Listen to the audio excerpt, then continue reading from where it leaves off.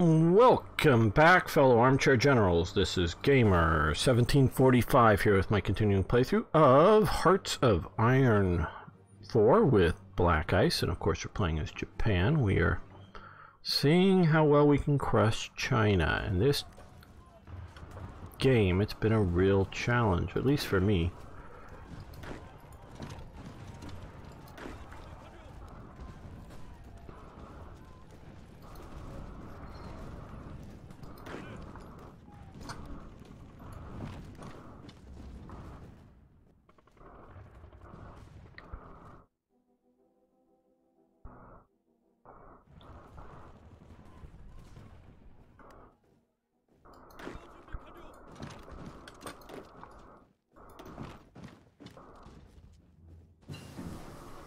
Basic sonar, well, good.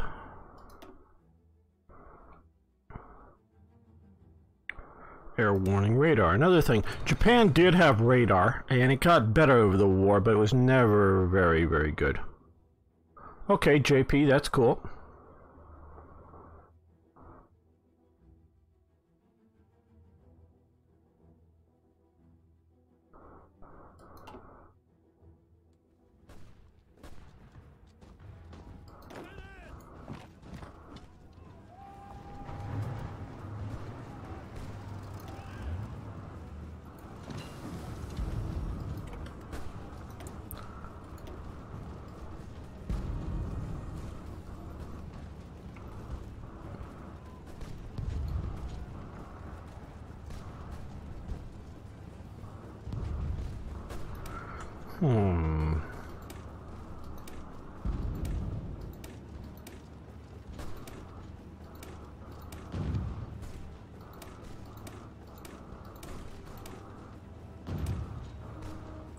Don't know if you realize what that crane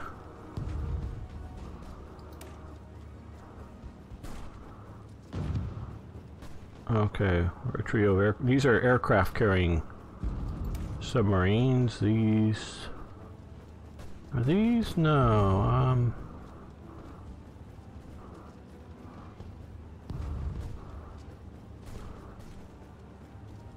yeah, aircraft as well. So they would launch, they would have an aircraft disassembled in a tube there.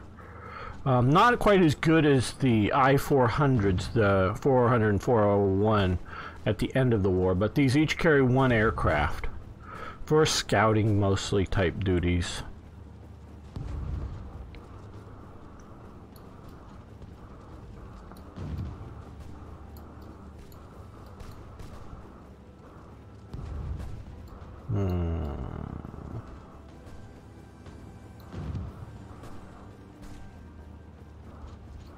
Don't know, well, let's see. Okay, evasion.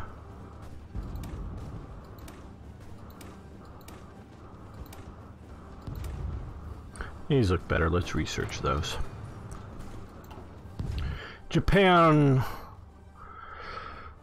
mostly did small production runs for their submarines, so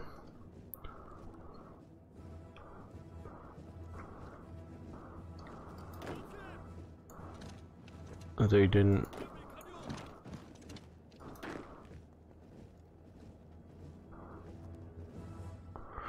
you know, did a lot of small runs, so they weren't very efficient in their production.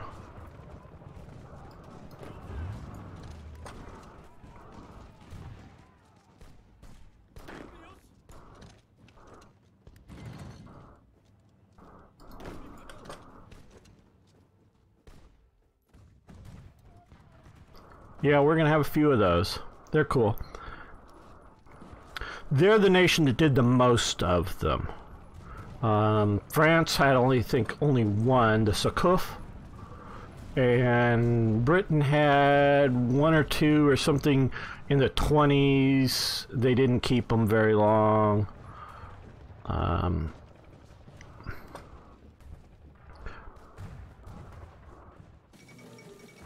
Pressure towards, okay, well, support that attack this time. Oh, Luxembourg capitulated? Wow. Well, Germany's doing okay. They're getting into here at least. We'll see if they go after Belgium or the Netherlands. Now, we have been suppressing our allies, or our subjects, I should say.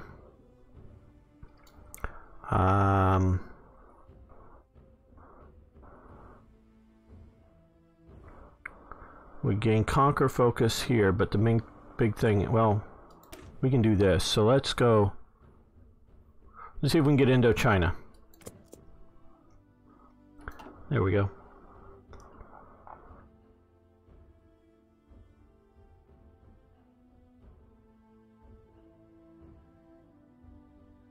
Yes, you're right about that ads. That's why I'm very much staying out of it. I'm going to sort of surround it.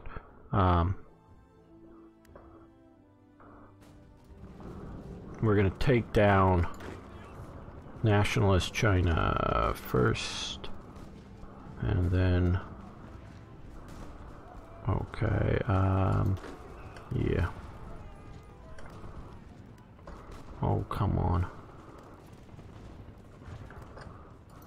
Now attack.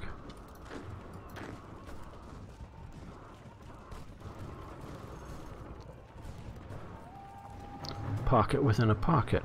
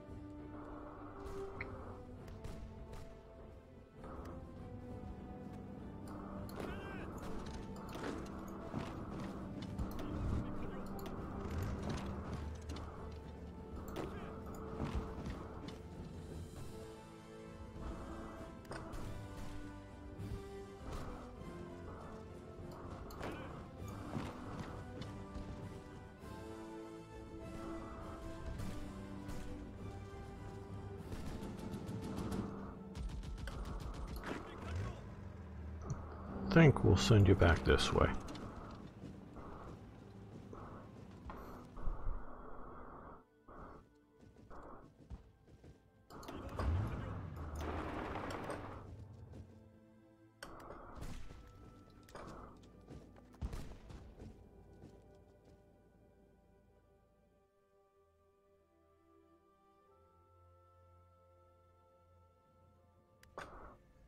Yes, you're right about that. That was the Sukhoth, the only gun that really had big ship killing, the only submarine that had big ship killing guns on it, I should say. And it had, when they did the Washington Naval Treaty in 1928, I'm just throwing that year out, I'm not sure, it was exempted. No other submarines could have it because everyone thought it was going to be a thing. Yeah, it was exempted, the only one allowed to do so, but of course no one else built that.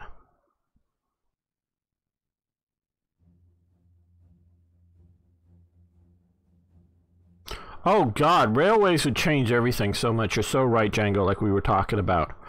Railways, railways, railways.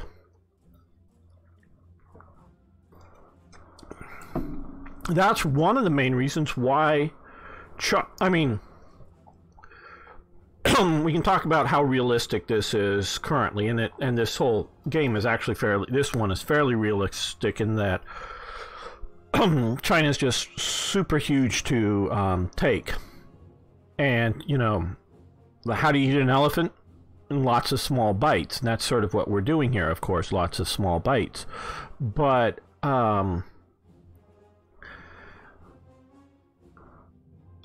Japan couldn't push too deep in because they had, you know, partisan problems. They had to occupy troops. They had, I think it was, now correct me if I'm wrong if somebody wants to look it up, but like 300,000 Chinese soldiers, not Beijing soldiers, not Manchukuo soldiers, but Chinese soldiers in their service. Now they're given old, you know, guns and whatnot, and they were almost useless in any combat situation, but they were used as garrison troops, like these guys. You know, they were used like these, guarding railways, factories, towns, whatever. And so there were lots of collaborationist troops. Mostly because they just thought the Japanese were going to win, you know, and get to make the best deal you can, personally. So they had lots of that going on, but Japan just doesn't have the manpower, literally, in a but also production sense, but to occupy effectively all of China. But mostly, it could go where it wanted to, you know, by putting together a corps or two of good divisions and go.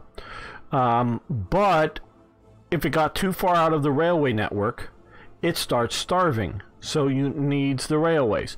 And so with, you know, remember they hold back in Chongqing, which is somewhere out here.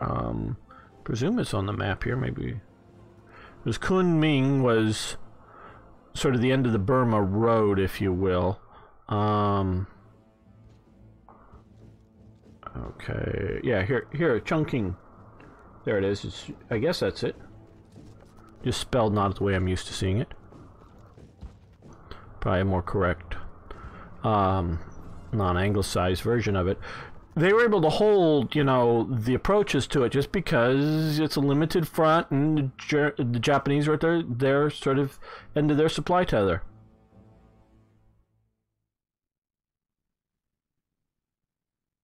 No, I've not tried that. That sounds rule of the waves. That sounds an interesting thing. I tend to agree with you, IKB. They were meant to possibly stop a war, but they were really meant to stop a naval arms race. Dumping in it. Now, what happens during the time period of some of this stuff is financial crisis, and during the Roaring 20s in the U.S., that's why it's called the Roaring 20s. People don't understand nowadays what it was like back then. They hear the Roaring 20s, those that sort of do.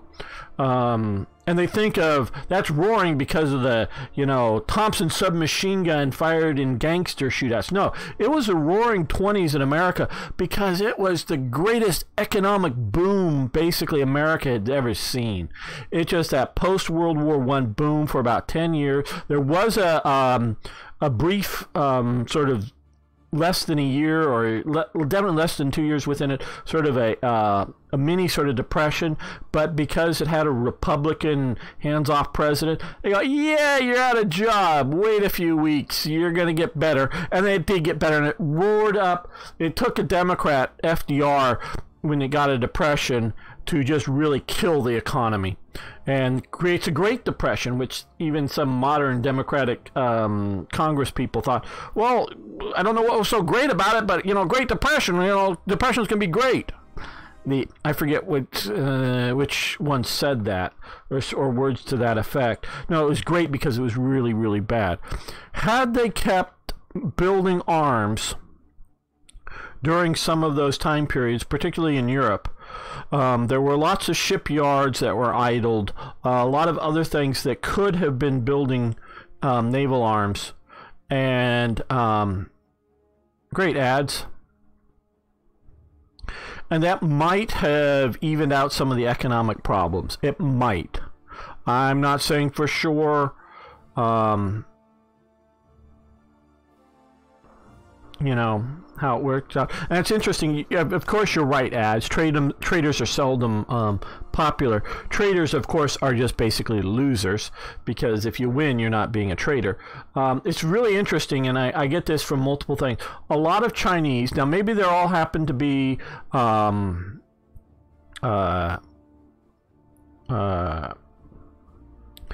ethnically Manchukuoans or Manchurians as opposed to Cantonese and others. But there seems to be a lot of liking for Manchukuo within the Chinese community, which I find interesting to this day. Because we did have a viewer for a while that had a family connection to the Ma clique up here. Now that obviously is not like Manchukuo. That's a clique within the Greater Chinese Republic, a rival to Chiang Kai-shek, but not a trader, and that's in a national trader. Oh, you're absolutely right, Django. The Nanjing collaborationists. Yeah, that's what that's what I wanted to specify. Those Chinese, different from Meizheng or whatever you want to call it, is sort of Mongol type collaborationist nation, as opposed to the Mongolian People's Republic, which is of course Soviet collaborationist, basically. Manchukuo, it was absolutely, no doubt about it, not saying it's not a puppet of Japan. It was a puppet of Japan.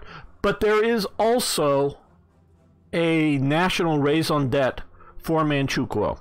The Manchu dynasty comes out of this area. Manchu Chinese are a little bit different ethnically than the standard sort of Han Chinese, or if they're all sort of, the Han is sort of the main group of China. There's a bunch of, it's, the idea that you have Basques and you have the different ethnic groups within Europe. You have a bunch of those in China, but they're more suppressed than you generally find in Europe for much of the areas. But there's definitely a cultural difference up here. This also does, again, collaboration is not denying it, but you do have the legitimate imperial ruler from the Manchurian dynasty. Obviously, the Manchus were not the... they were the most recent imperial dynasty. They weren't the primary or the longest one, because sometimes there was southern... And I don't remember all the stuff, but sometimes there were southern dynasties that were ruling over it. Some, obviously, for a while there was Mongolian dynasties ruling over China. So you have various different ethnic dynasties ruling at different points, and I don't have them straight in my head right now to try to name who's who, but this was the last dynasty that was in power. So that's a legitimate imperial alternative for China. Obviously, yes, no doubt about it, it's definitely a puppet. But hey, so it's different than the reorganized nationalist China.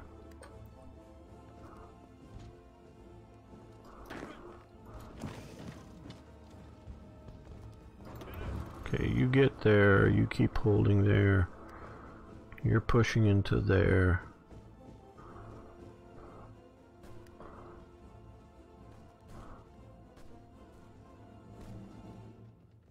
Yes, you're right. Absolutely. Good. I didn't know the date, but I knew it was a recent.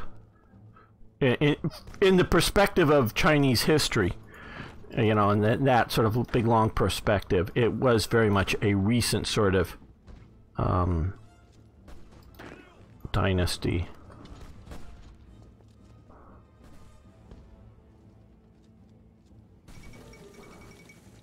Kingdom of Egypt has capitulated.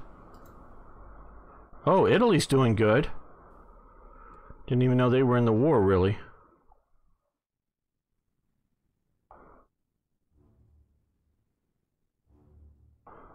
And it probably didn't do so well because it was still the Kingdom of Egypt and not Britain? I don't know. Okay.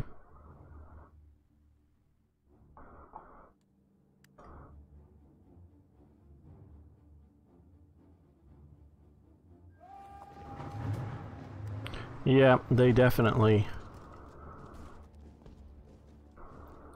got their act together, as it were.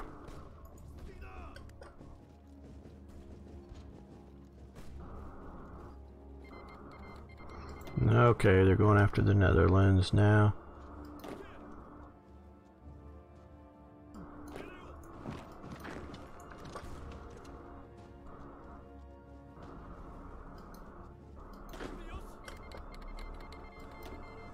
And they're going after Belgium now.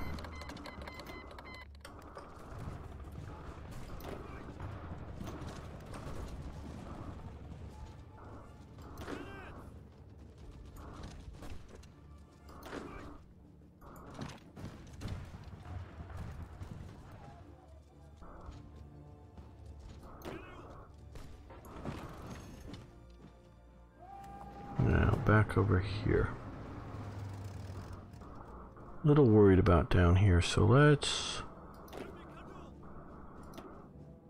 send you down there.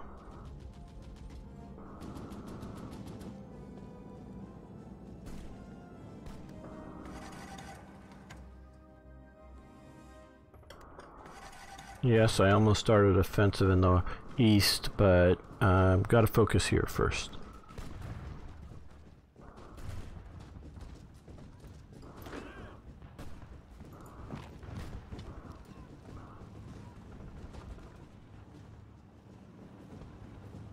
Get across the river.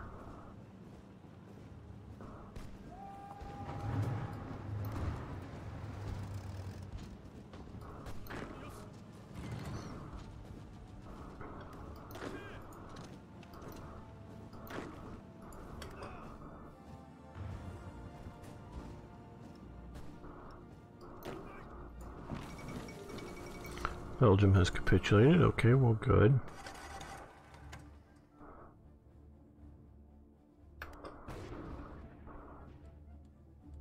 They're actually doing okay in Norway.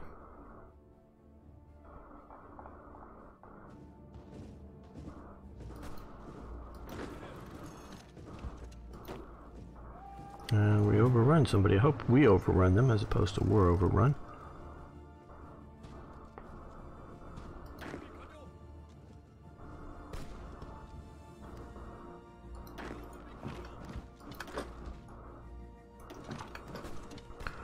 Yeah, support that attack.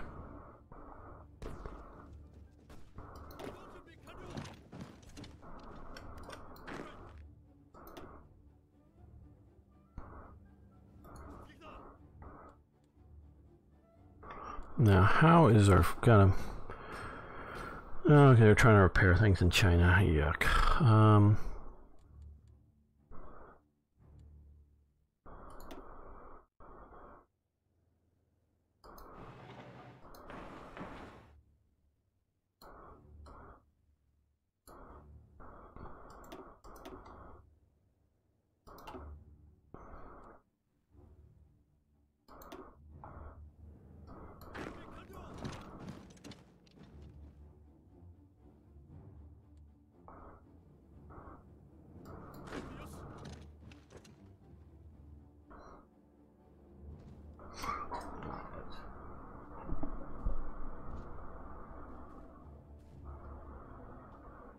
Yep, you're right, Django.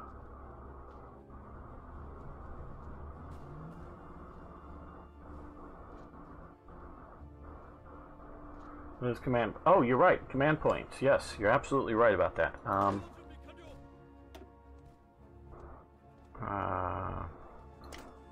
Thank you. Because those are something we can usefully do. Okay.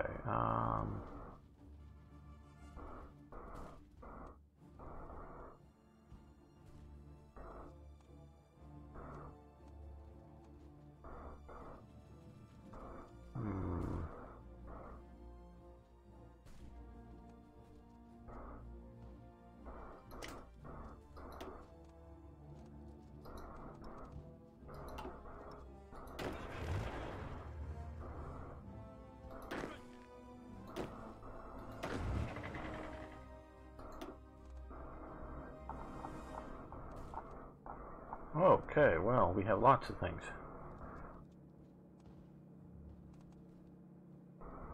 Well, river movement and attack, that would be useful.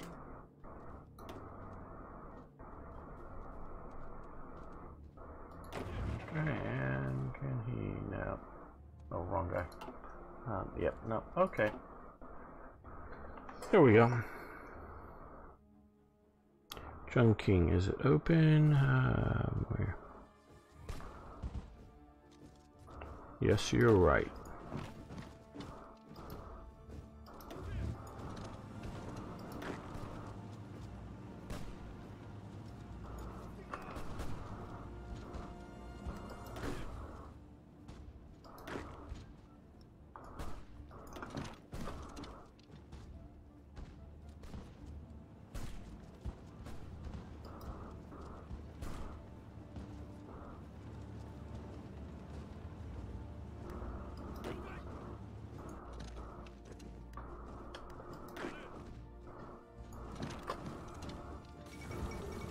Netherlands has capitulated.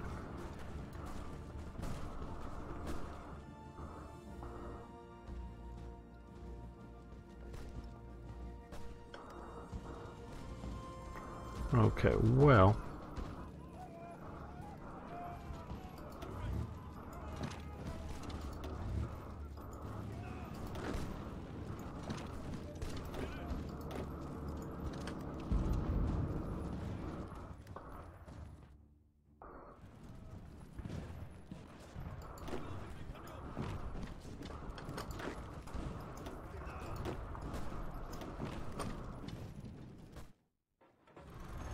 No, this one, hold it. You're supposed to just be supporting the attack. There we go.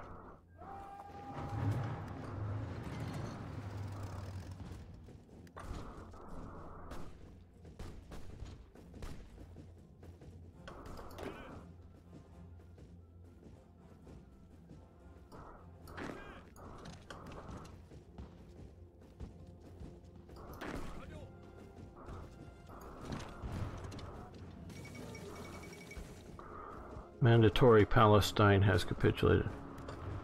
Okay.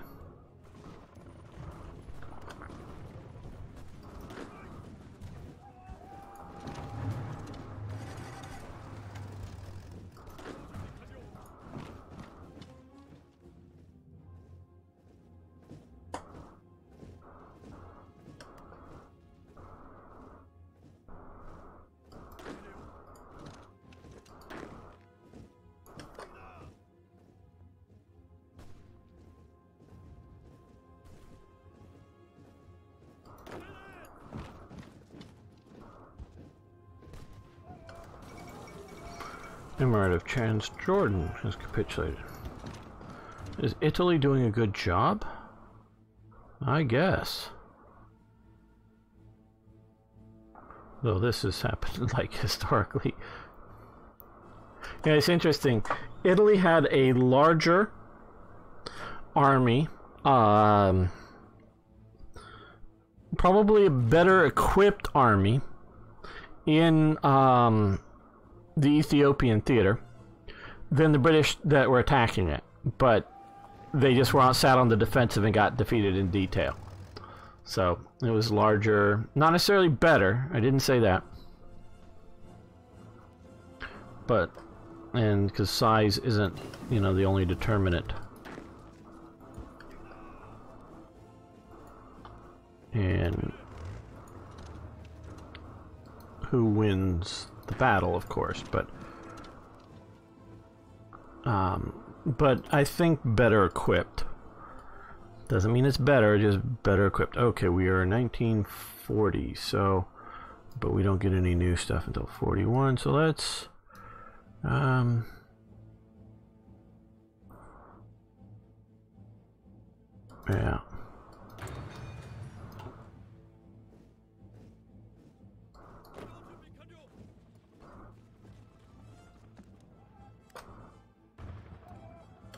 How are we doing? Oh, we got cut off.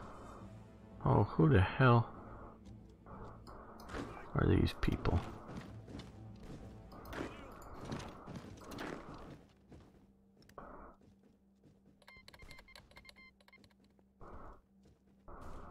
Okay, they're canceling their lend lease because they don't have enough stuff, presumably.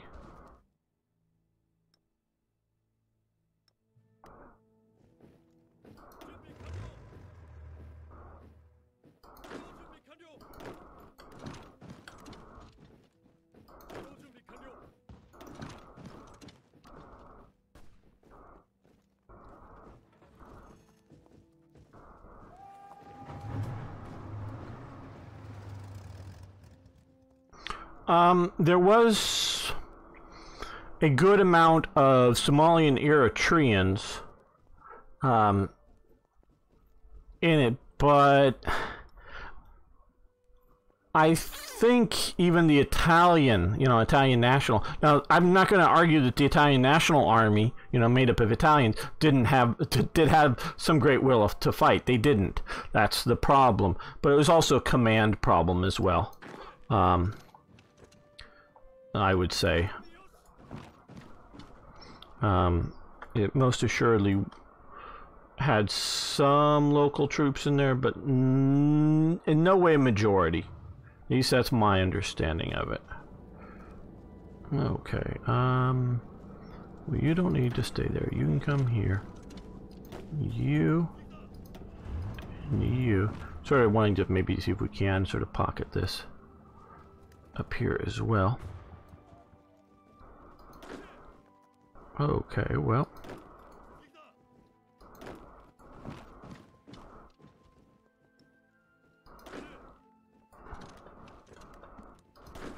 Support the attack, good. Not that it's required, but it is helpful.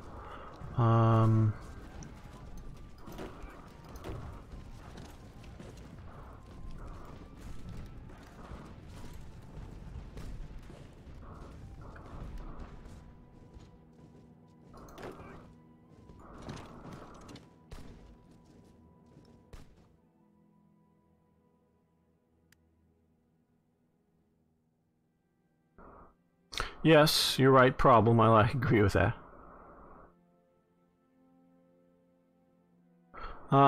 Maybe, on the Lend-Lease thing. Let's take a look. Currently, okay, we actually do have 20,000. So I might do some of that. That would be helpful. Right, for a while we didn't have any. But yeah.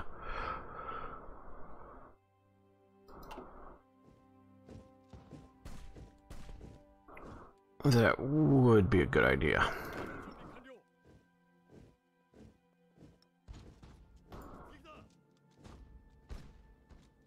Yeah, I just don't want to be cut off. I understand that this is open, but if I move to there, I can be cut off like I'm up here, and I don't want that to happen.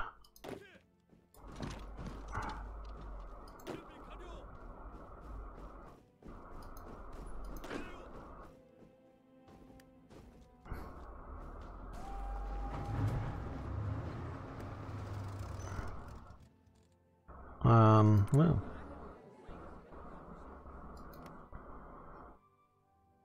But what we can do is start Lend-Lease.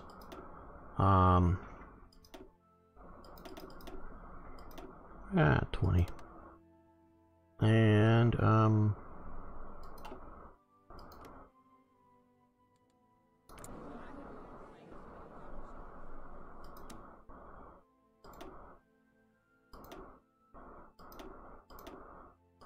we can afford that. Good. Thanks for the idea.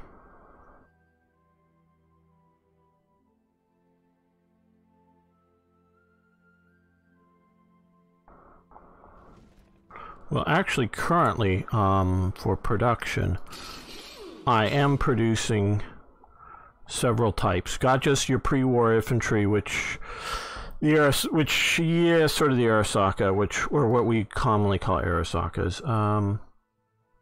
We're gonna improve that, but you can see here, because there's so many damaged factories in China, and I expanded into things, we are hurting for production capabilities.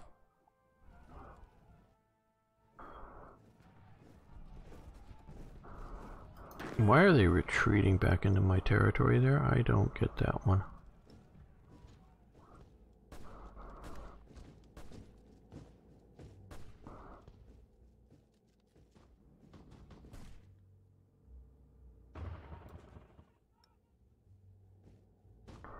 Okay, well. 2 divisions that way. Well, we'll add them to it too.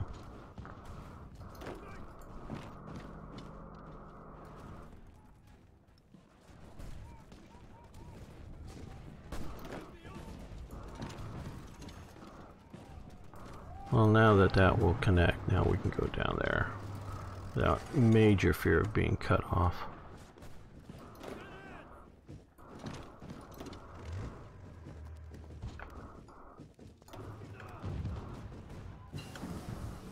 And basic uniform factories. Yeah,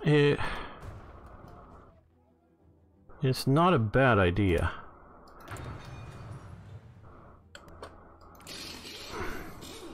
Because we are theoretically building here, but let's trash that.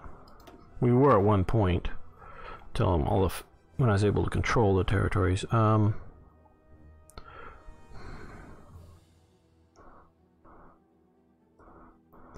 Efficiency's gonna go down. Oh.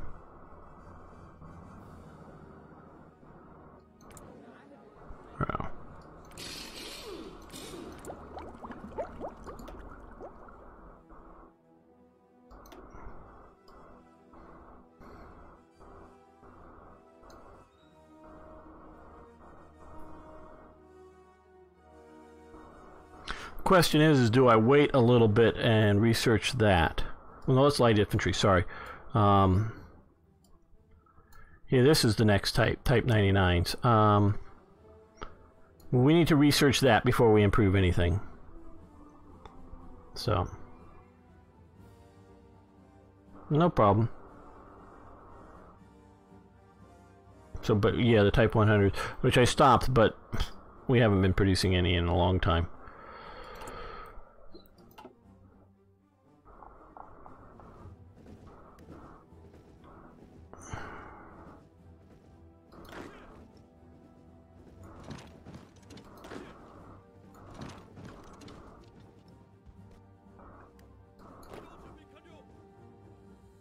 Now, what we also should maybe see about doing is... Oh, yep.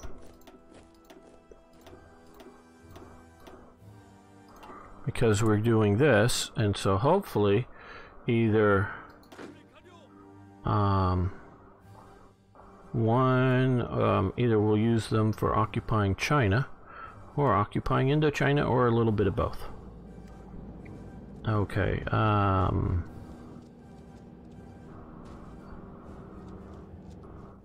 I think we're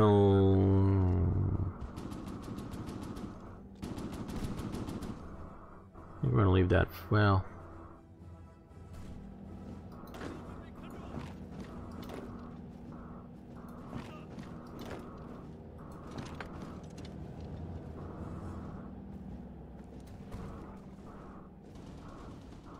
they're sending forces down that way, which may be a good thing.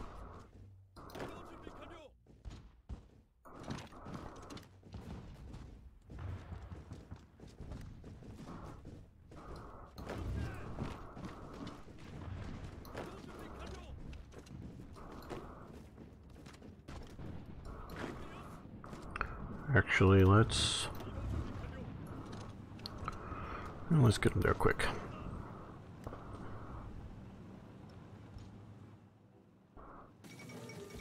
Lebanon has capitulated, okay.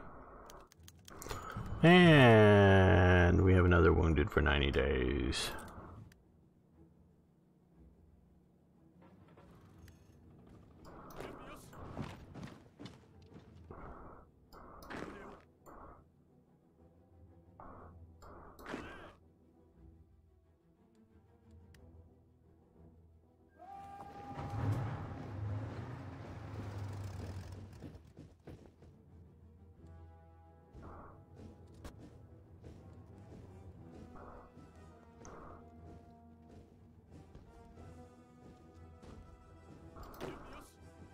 An encirclement so big you hardly recognize it as an encirclement.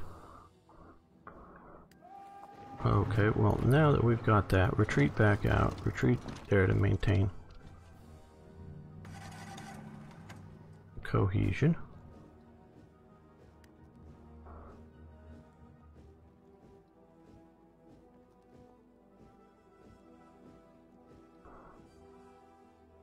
Yeah. We've got that. Let's see if we can hold this here. Oh, you meant the western here. Yeah, no, we're pushing here hard. We're pushing into there so these guys can come here.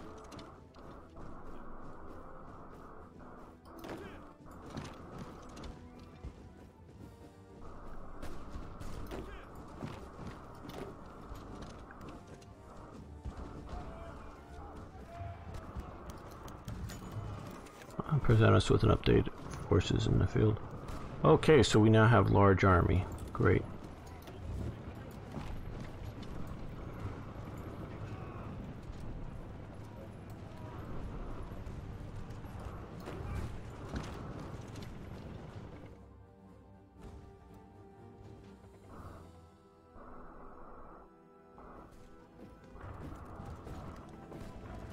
Okay, well, for the moment this seems to be holding. Let's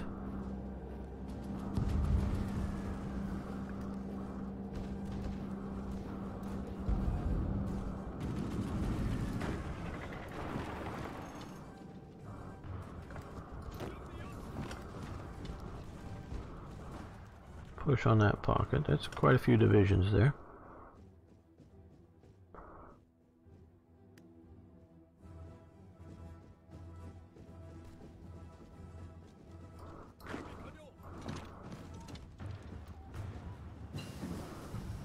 And the mechanized offensive.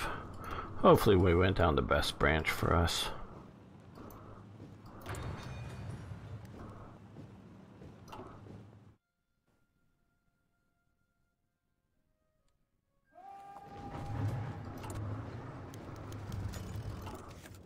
Okay, another general's wounded. Man, our generals are getting wounded quickly. What do you think? They're German generals?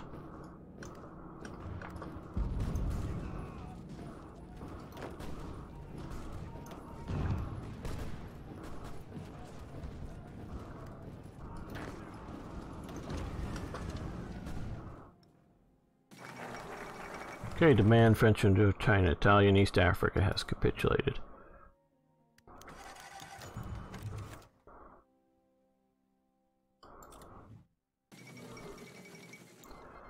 Yunnan has capitulated. Okay, good. We got some more, lots of all kinds of stuff. Light infantry equipment. What will we get?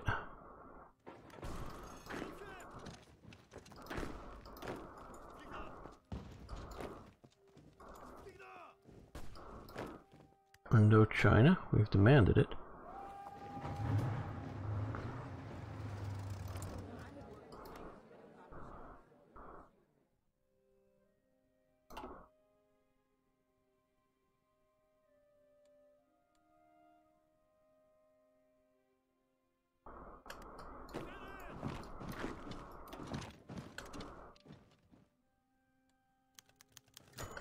Okay, the French have agreed to our demands, and their bases and facilities in Indochina are at our complete disposal. They have effectively turned over full control of the colony to us.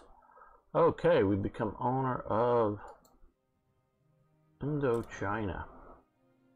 Yay! Very good. I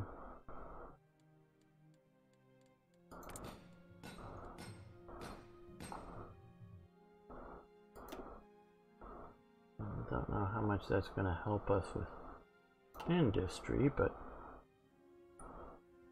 I think there's some resources here. Maybe not as much as I thought, but hopefully be good for us. A little surprised there's not much more here.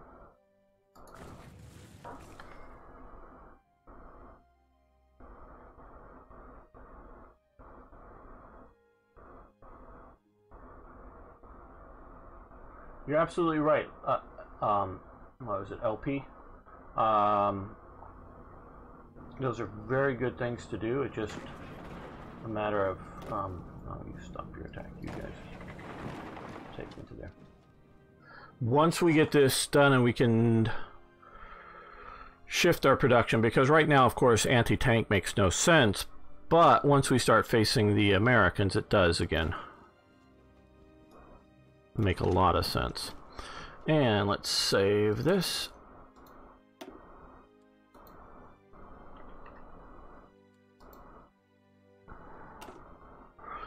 And I want to thank you all for watching. Thanks for liking the videos. And of course, if you haven't already, please subscribe to the channel or follow me over on Twitch. And of course, as well, I love hearing from you. So please post questions, comments, suggestions, ideas. See you next time for more Hearts of Iron.